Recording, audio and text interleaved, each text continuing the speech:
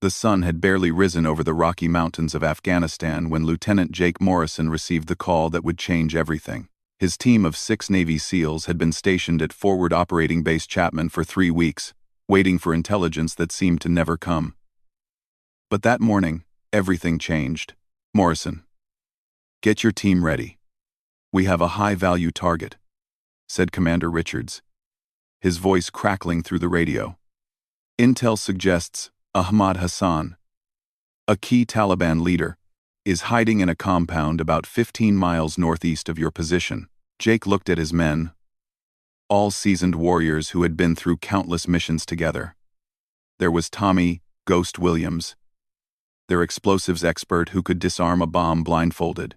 Marcus "Tank" Rodriguez served as their heavy weapons specialist, carrying the big guns that could stop an enemy advance. David "Doc" Chen was their medic, but he could shoot just as well as he could heal. Alex "Hawk" Thompson was their communications expert, keeping them connected to base no matter where they went. Finally, there was Sam "Lucky" O'Brien, their youngest member but one of the best marksmen Jake had ever seen. The briefing was simple.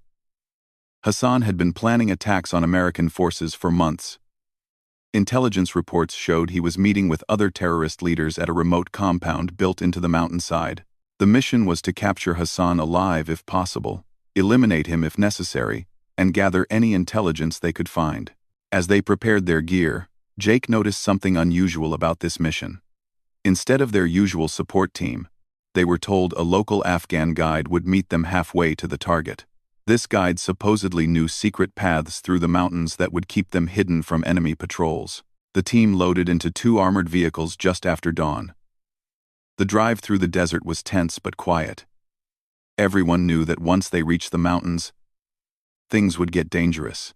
Taliban fighters controlled much of this area, and American forces rarely ventured this far without heavy backup. After 2 hours of driving through dusty roads and rocky terrain, they reached their meeting point. A small figure emerged from behind a large boulder, waving a piece of white cloth. As the person approached, Jake was surprised to see it was a woman. Probably in her late 20s, dressed in traditional Afghan clothing but carrying what looked like professional military gear. "I am Zara," she said in accented but clear English. "I will guide you to the compound." Jake studied her carefully. Something about her movements seemed different from the local villagers they usually encountered. She carried herself like a soldier, her eyes constantly scanning the horizon for threats. But orders were orders, and they needed someone who knew these mountains. Zara led them up a narrow path that wound between massive rocks and steep cliffs. She moved silently, signaling when to stop and when it was safe to continue. The team followed her lead, impressed by her knowledge of the terrain. She seemed to know every hidden cave and secret passage. As they climbed higher, the air grew thinner and the path more dangerous. One wrong step could send someone tumbling hundreds of feet down the mountainside. But Zara moved with the confidence of someone who had traveled these routes many times before. After 3 hours of difficult climbing, they reached a position overlooking the target compound.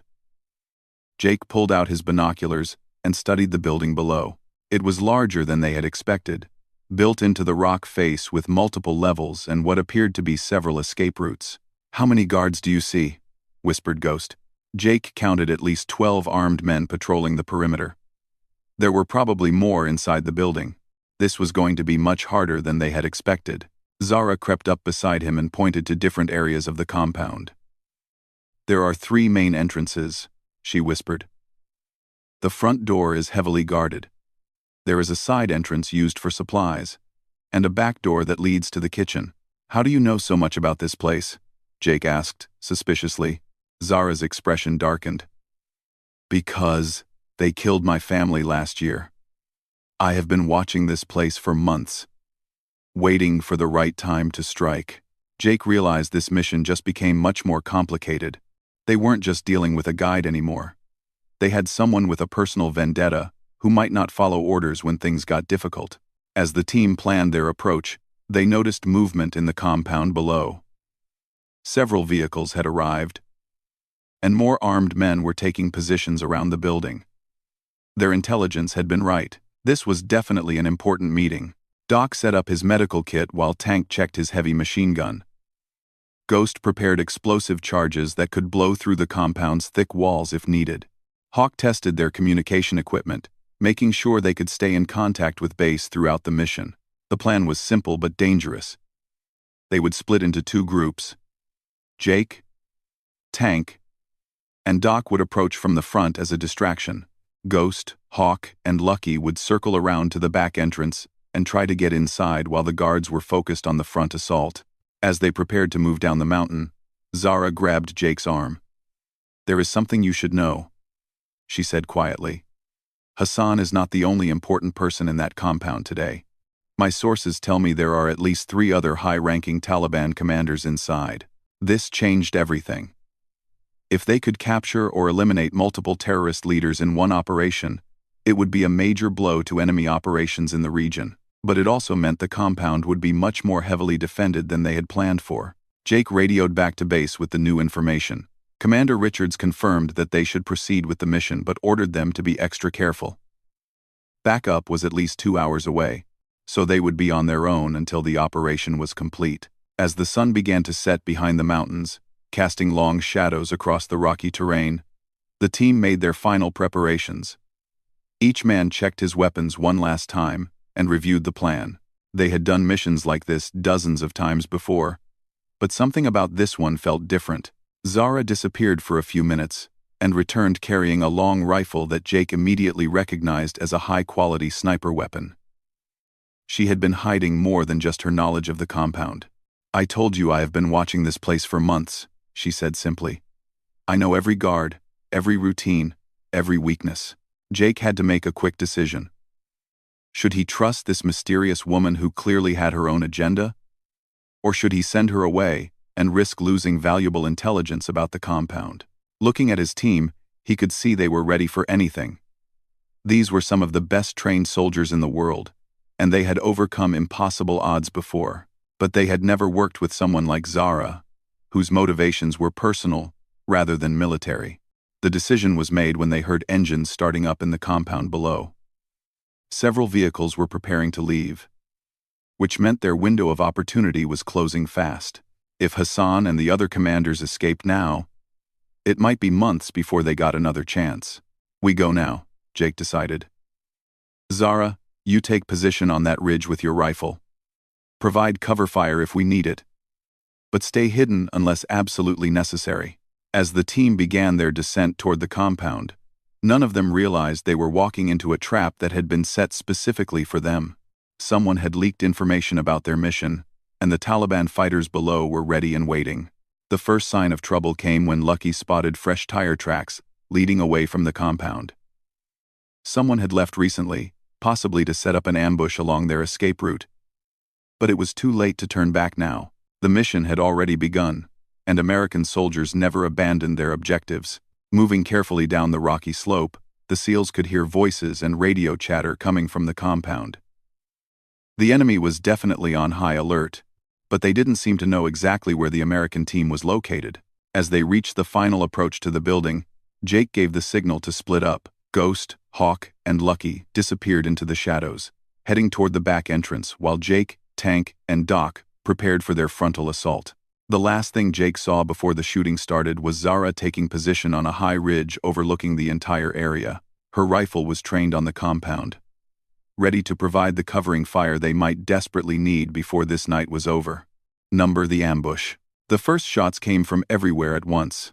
Jake and his team had barely reached the outer wall of the compound when muzzle flashes erupted from positions they hadn't seen during their reconnaissance. The Taliban fighters had been waiting in hidden bunkers and camouflaged positions all around the building. "Contact front!" Tank shouted into his radio as bullets whistled past their heads. He immediately returned fire with his machine gun, the heavy weapon thundering in the mountain air.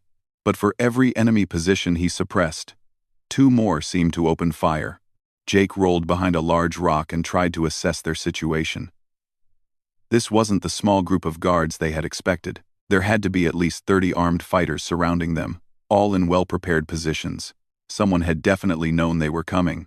"Ghost, what's your status?" Jake called into his radio. "We're pinned down behind the supply building," came Ghost's voice, barely audible over the sound of gunfire. They've got us surrounded back here too. I count at least 15 fighters between us and the main building. Doc was treating a wound on his arm where a bullet had grazed him, but he kept his rifle ready. "Jake, this is bad," he said grimly. They knew exactly where we were going to be. The situation got worse when Tank's machine gun jammed. He worked frantically to clear the weapon while Jake and Doc tried to provide covering fire with their assault rifles. But they were vastly outnumbered, and their ammunition wouldn't last long at this rate. From their position behind the supply building, Ghost was having similar problems. A group of Taliban fighters had flanked them and were now shooting from elevated positions on the mountainside. Hawk was trying to call for backup, but the mountains were interfering with their radio signals. "Base. This is Alpha Team." Hawk called desperately into his radio. "We are under heavy fire and need immediate assistance." "Repeat. We need immediate assistance." But all they got back was static. They were completely on their own. Lucky had found a good shooting position and was picking off enemy fighters one by one with his rifle. But even his expert marksmanship couldn't make up for being outnumbered 5-1. For every enemy he eliminated, more seemed to appear from hidden positions in the rocks. That's when Jake heard the sound that made his blood run cold. The distinctive whistle of incoming mortar rounds. The Taliban fighters had brought heavy weapons to this fight. "Mortars incoming!" he shouted, just before the first explosion rocked the ground near their position. Rocks and debris flew everywhere as more rounds began falling around them.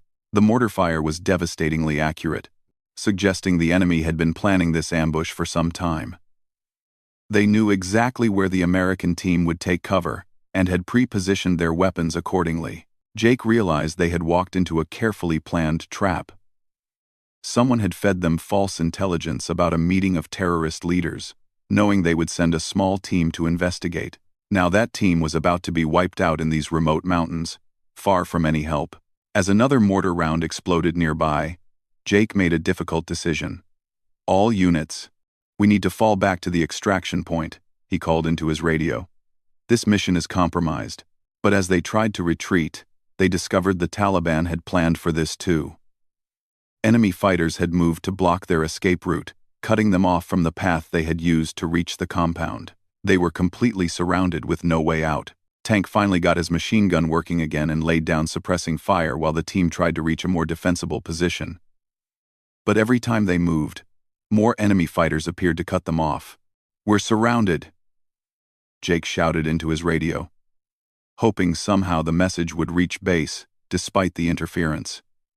"I repeat, we are completely surrounded and under heavy fire." The Taliban fighters seemed to sense victory was near. They began advancing from multiple directions, using the cover of their mortar fire to move closer to the trapped Americans. Jake could hear them shouting to each other in their local language, coordinating their final assault. From his position with the rear team, Ghost tried one last, desperate gambit. He armed several explosive charges and threw them at the advancing enemy fighters. The explosions bought them a few precious minutes, but there were still too many enemies in too many positions. Lucky was running low on ammunition for his rifle. Each shot had to count now, but there were more targets than he had bullets. "Jake, I'm almost out," he called over the radio. Doc had stopped treating his own wound and was now returning fire with his rifle. As their medic, he had additional medical supplies but less ammunition than the others. Every round he fired brought them closer to being completely defenseless. The mortar fire was getting more intense, with rounds landing closer and closer to their positions. The Taliban gunners had found their range and were now systematically destroying every piece of cover the Americans might use. Jake looked around at his team. These were some of the best soldiers in the world, but they were facing an impossible situation. Even Navy SEALs couldn't fight their way out when outnumbered this badly and caught in such a well-planned ambush. That's when the first enemy fighter reached their position. Tank managed to take him down with a burst from his machine gun. But Jake could see more Taliban fighters moving through the rocks, getting ready for a final assault that would overrun their position completely.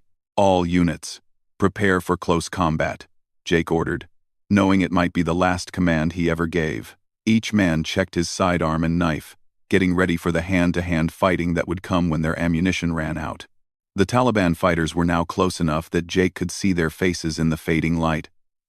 Some looked young, probably teenagers recruited from local villages. Others were clearly experienced fighters who had been fighting American forces for years. As the enemy prepared for their final charge, Jake thought about his wife back home in Virginia. She was probably getting their kids ready for school right now, having no idea her husband was about to die in these remote mountains on the other side of the world. The sound of the enemy fighters chambering fresh rounds into their weapons echoed off the rocky walls around them. Jake gripped his rifle tighter and prepared to sell their lives as dearly as possible. If this was going to be their last fight, they would make sure the enemy paid a heavy price for victory. Then something unexpected happened. A single rifle shot rang out from somewhere high above them on the mountainside. One of the Taliban fighters who had been preparing to charge their position suddenly spun around and fell to the ground.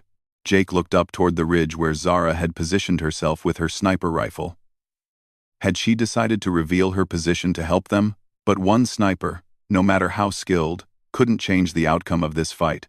Another shot echoed across the mountains, and another enemy fighter dropped. Then another. Jake began to realize that the shots were coming with mechanical precision, each one finding its target despite the distance and difficult shooting conditions. The Taliban fighters began to look around nervously, trying to figure out where the sniper fire was coming from. Their confident advance faltered as more of their number fell to the mysterious shooter on the mountainside.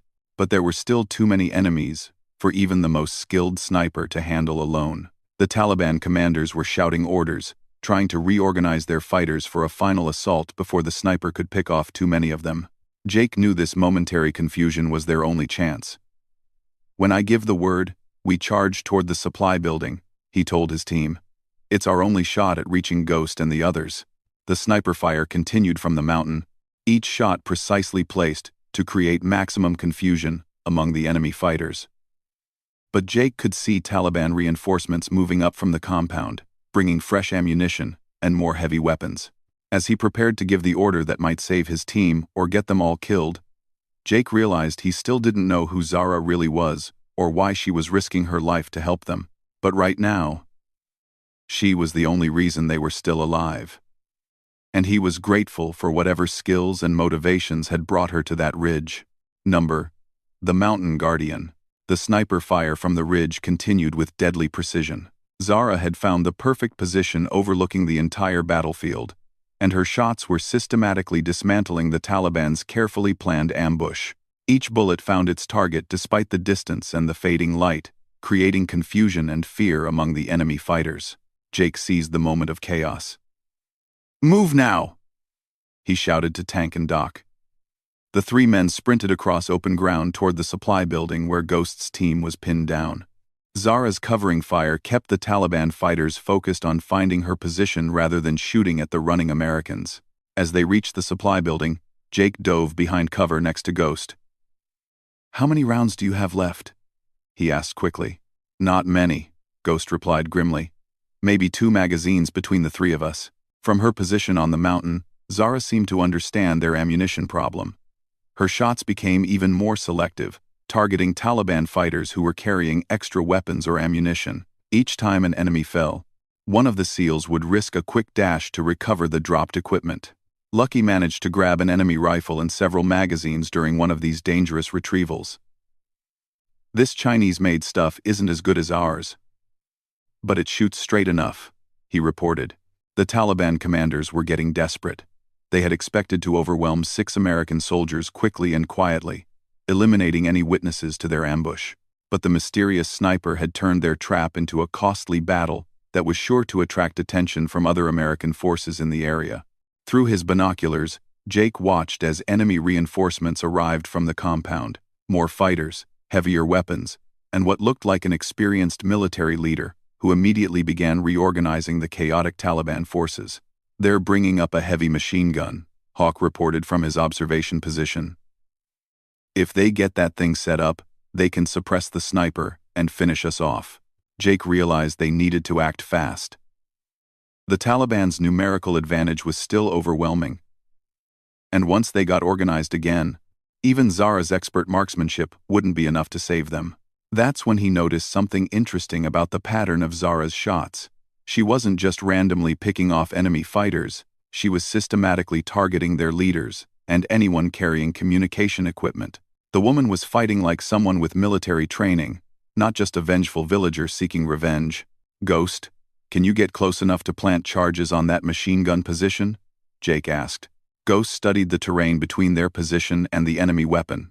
"Maybe, if our mountain friend can keep them busy for another few minutes."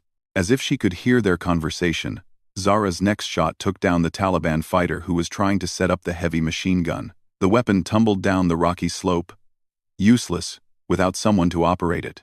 But Jake could see more enemies moving up from the compound. They had to break out of this trap before the Taliban brought up even heavier weapons, or called in reinforcements from other bases in the area.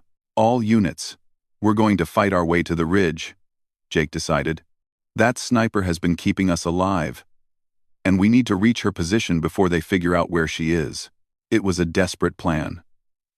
The ridge was several hundred yards away up a steep slope, and they would be exposed to enemy fire the entire way. But staying where they were meant certain death once the Taliban got reorganized. Tank had recovered enough ammunition to give his machine gun another few minutes of continuous fire. "I can provide covering fire, but you'll have to move fast," he told the others. From the ridge, Zara seemed to sense what they were planning. Her rate of fire increased, with shots coming every few seconds now. She was burning through ammunition quickly, but each bullet was keeping Taliban heads down and buying the SEALs precious time. "Move!" Jake shouted. The 6 Americans broke cover simultaneously, sprinting up the rocky slope toward Zara's position. Taliban fighters immediately opened fire from multiple directions, but the steep terrain and Zara's covering fire made accurate shooting difficult. Lucky took a bullet in the leg but kept running, supported by Doc, who was treating the wound while they moved. Tank's machine gun hammered away at enemy positions, forcing the Taliban fighters to stay in cover instead of taking careful aim. As they climbed higher, Jake got his first clear look at their mysterious savior. Zara was positioned behind a large boulder with her rifle resting on a bipod. Empty shell casings were scattered around her position, evidence of the dozens of precise shots she had fired to keep them alive. But what surprised Jake most was her calm demeanor. Despite being under enemy fire and surrounded by chaos, she worked with the methodical precision of a professional soldier. Each shot was carefully aimed, each movement deliberate and efficient. "Who are you really?" Jake asked as his team reached her position. Zara ejected an empty magazine from her rifle and loaded a fresh one before answering. "Former Afghan National Army sniper," she said simply. "Trained by your American Special Forces 3 years ago, before the Taliban killed my unit and my family." Everything suddenly made sense. The military bearing, the expert marksmanship, the detailed knowledge of enemy tactics. Zara wasn't just a local guide seeking revenge. She was a trained soldier fighting a very personal war. From their elevated position, they could see Taliban fighters regrouping around the compound below. The enemy had taken heavy casualties, but there were still at least 20 fighters left, and more vehicles were arriving with reinforcements. "We need to call in an airstrike," Hawk said, working frantically with his radio equipment. "I'm getting a weak signal, but I might be able to reach base." While Hawk tried to establish communications, Zara continued picking off Taliban fighters with her rifle, but Jake could see she was running low on ammunition. The pile of empty shell casings around her position told the story of a long, difficult fight. "How many rounds do you have left?" he asked. "Maybe 10, she replied, not taking her eye off the scope. "But I have been saving something special for the end." She pointed to a backpack behind her position. Inside, Jake found several military-grade explosive devices and what looked like a remote detonator. "I have been planning to destroy that compound for months," Zara explained. "I placed charges in the building weeks ago, waiting for the right moment when important enemies would be inside." Jake stared at her. "You mean Hassan and the other commanders are still in there?" "They were when the shooting started," she confirmed. "The building is wired to explode, but I wanted to make sure all the guards were eliminated first." This changed everything. If they could destroy the compound with the terrorist leaders inside, this mission could still be a success despite the ambush. But they had to survive long enough to detonate the charges. Hawk finally managed to get through to base. Apache gunships are 20 minutes out, he reported. But that's a long time with what we're facing down there. 20 minutes might as well have been 20 hours given their current situation. The Taliban fighters were starting to climb the slope toward their position, and Zara's ammunition was almost gone. That's when Jake noticed something that gave him hope. The Taliban fighters were advancing in a tight group, trying to overwhelm their position with numbers rather than using proper tactical spacing. It was exactly the kind of mistake that well-trained soldiers could exploit. "Ghost, how much explosive do you have left?" Jake asked. Ghost checked his remaining demolition charges. "Enough to make a big noise, but not much more." Jake looked at the steep slope below their position and the advancing enemy fighters. "Zara, when those gunships arrive, can you detonate your charges in the compound?" She nodded, gripping the remote detonator. "I have been waiting 3 years for this moment." "Han, I know." Finally Dist wrote. The Taliban fighters were getting closer, their shouts echoing off the rocky mountainside. In a few minutes they would be close enough to overwhelm the small group of defenders with grenades and automatic weapons. But Jake had one last plan. It was dangerous and required perfect timing. But it might just save their lives and complete their mission at the same time. As the sound of approaching helicopters finally echoed across the mountains, Jake prepared to give the orders that would either save his team or get them all killed in the next few minutes. The battle wasn't over yet, but for the first time since the ambush began, he thought they might actually make it home alive. The mysterious sniper who had saved their lives was about to get her long-awaited revenge. And Jake was determined to make sure she lived to see it happen.